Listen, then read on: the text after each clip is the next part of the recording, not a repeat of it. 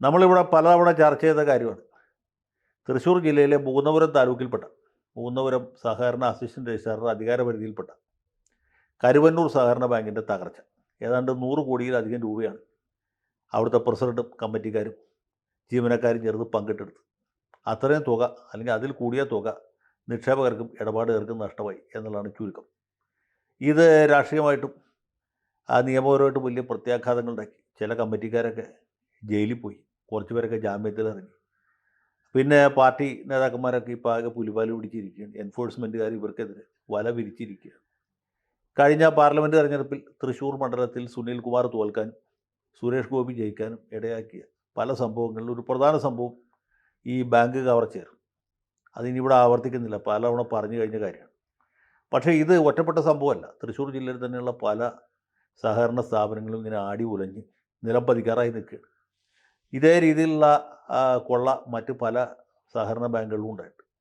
കൊല്ലം ജില്ലയിലുണ്ടായിട്ടുണ്ട്, മൈലം സഹകരണ ബാങ്ക് എറണാകുളം ജില്ലയിലുണ്ടായിട്ടുണ്ട്, അങ്കമാലി അർബൻ കോപ്പറേറ്റീവ് ബാങ്ക്, അതുപോലെ പല ബാങ്കുകളും ഇങ്ങനെ പൊളിയാൻ തയ്യാറായി നിൽക്കുകയാണ്. നിക്ഷേപകരുടെ ഇടപാടുകാരുടെ കാശ് പോയി എന്നുള്ള കാര്യം ഏതാണ്ട് ഉറപ്പാണ്. ഇപ്പം അങ്കമാലി അർബൻ കോപ്പറേറ്റീവ് ബാങ്കിലെ അവസാനം ബാങ്കിൻ്റെ പ്രസിഡന്റ് ആത്മഹത്യ ചെയ്തു. മറ്റ് കമ്മിറ്റിക്കാരും ആത്മഹത്യ ചെയ്യാൻ തയ്യാറല്ല. ഏതായാലും കാശ് പോയവരുടെ പോയി, അത്ര തന്നെ ഉള്ളൂ. ഇത് ഇടതുപക്ഷക്കാർ ഭരിക്കുന്ന ബാങ്കുകളിലുണ്ട്, വലതുപക്ഷക്കാർ ഭരിക്കുന്നതിലുണ്ട്, കോൺഗ്രസ്സുകാർ ഭരിക്കുന്നതിലും, അത്യാവശ്യം ലീഗുകാരുടെ ബാങ്കുകളിൽ പോലും ഉണ്ട്. പല ബാങ്കുകളുടെയും പ്രവർത്തനം നിയമവിരുദ്ധമായ രീതിയിലാണ്.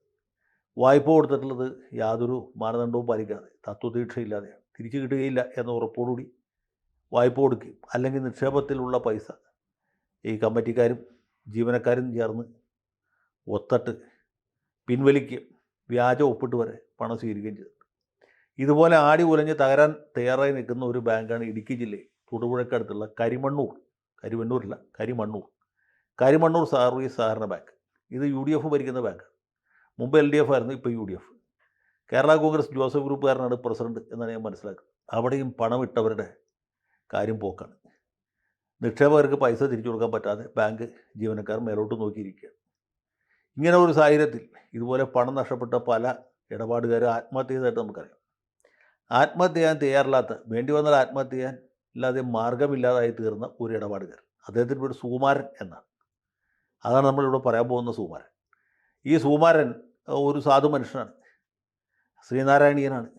അദ്ദേഹം തന്നെ പറയുന്നുണ്ട്. അദ്ദേഹം ഒരു ചെത്തു തൊഴിലാളിയായി ജീവിതം നയിച്ച ആളാണ്.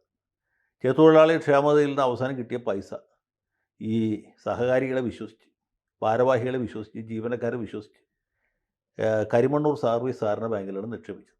സാധാരണക്കാരങ്ങനെ ചെയ്യുക. വല്ല സിൻഡിക്കേറ്റ് ബാങ്കിലോ കാനറ ബാങ്കിലൊക്കെ പോയി അക്കൗണ്ട് കൊടുക്കാനുള്ള ബുദ്ധിമുട്ടുമുണ്ട്. നമ്മുടെ അടുത്തുള്ള സർവീസ് ബാങ്കിൽ നിക്ഷേപിക്കും. അങ്ങനെ നിക്ഷേപിച്ച ആളാണ് സുകുമാരൻ.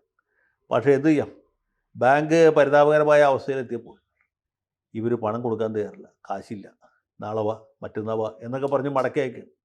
അപ്പോൾ കരുവന്നൂരിൻ്റെ വാർത്തയൊക്കെ സുകുമാരൻ പത്രത്തിൽ വായിച്ചു, കേരളം മുതലും ദേശാമാനിലൊക്കെ വന്ന. എന്നാൽ ഒരു പണി ചെയ്യാൻ വിചാരിച്ച അദ്ദേഹം ഒരു വീഡിയോ എടുത്ത് സാമൂഹ്യ മാധ്യമത്തിൽ അത് പോസ്റ്റ് ചെയ്തു. ദോഷം പറയരുതല്ലോ, അത് വൈറലായി. ആ വീഡിയോ നിങ്ങളും കൂടി കാണുക. ഞാൻ എൻ്റെ സുകുമാരൻ, ഇങ്ങോട്ട് ചേറാടിക്കരികൾ താമസം. ഞാനൊരു ക്യാൻസർ പേഷ്യൻ്റാണ്. ഞാൻ ജീവിത സൗകാര്യപ്പെട്ട ഒരു ചെറുപ്പകാരിയായിരുന്നു.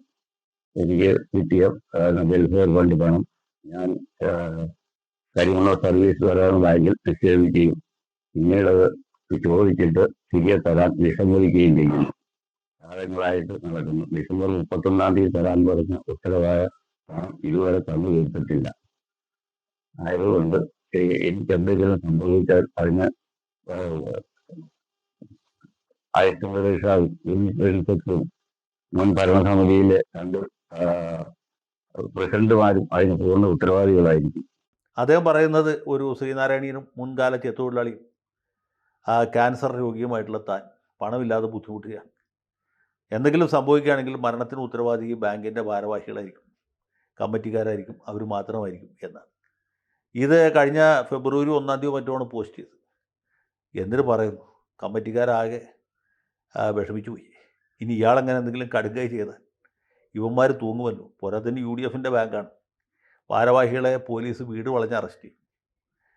കുറ്റവാളികളെ മറ്റേ തീവ്രവാദികളെ പിടിച്ചുകൊണ്ട് പോകുന്നവർ പിടിച്ചുകൊണ്ടു പത്രത്തിൽ പടം വരും. ഏതായാലും അവർ എവിടെ നിന്നോ പണം ഉണ്ടാക്കിയിട്ട് സുകുമാരനെ തിരിച്ചു കൊടുത്തു. 4-ാം തീയതി ആയപ്പോഴത്തേക്കും കമ്മിറ്റിക്കാരും ജീവനക്കാരും കൂടി സുകുമാരൻ്റെ വീട്ടിൽ വന്ന് പൊന്നി ചേട്ടാ തെറ്റിദ്ധരിക്കരുത്, മാഫ് കീജിയെ എന്ന് പറഞ്ഞ് അദ്ദേഹത്തിന് പണം തിരിച്ചു കൊടുത്തു എന്നാണ് ഞാൻ അറിയുന്നത്. ഏതായാലും സുകുമാരനെ ആഹാദവുമായി അഭിനന്ദിക്കും. ഇദ്ദേഹത്തെ പോലെ കുറച്ച് പേരെങ്കിലും ഉണ്ടെങ്കിൽ ഇത്ര വലിയ കൊള്ള നടക്കുകയില്ല. കമ്മിറ്റിക്കാർ എവിടെന്നെങ്കിലുമൊക്കെ പൈസ ഉണ്ടാക്കി തരും എന്ന് വെച്ച് എല്ലാ കേസിലും ഇത് വിജയിക്കണമെന്നില്ല. ഏതായാലും ചികിത്സയ്ക്ക് പണമില്ലാതെ വിഷമിച്ചുകൊണ്ടിരുന്ന സുകുമാരൻ ഈ ഫേസ്ബുക്ക് ഉള്ളതുകൊണ്ടും ഇൻ്റർനെറ്റ് ഉള്ളതുകൊണ്ടും അദ്ദേഹത്തിന് കിട്ടാനുള്ള പൈസ പലിശ അടക്കം തിരിച്ച് കിട്ടി, തിരിച്ച് വാങ്ങിച്ചു എന്നുള്ളതാണ് നമുക്കാകെയുള്ള സന്തോഷം. സുകുമാരനും അതുപോലെ തന്നെ ആടി ഉലഞ്ഞ് നിലം പതിക്കാൻ തയ്യാറായി നിൽക്കുന്ന കരിമണ്ണൂർ സർവീസ് കോഓപ്പറേറ്റീവ് ബാങ്കിനും എല്ലാ ആശംസകളും എല്ലാ ഭാവുകങ്ങളും ആശംസിക്കുന്നു. ജയ് ഹിന്ദ്.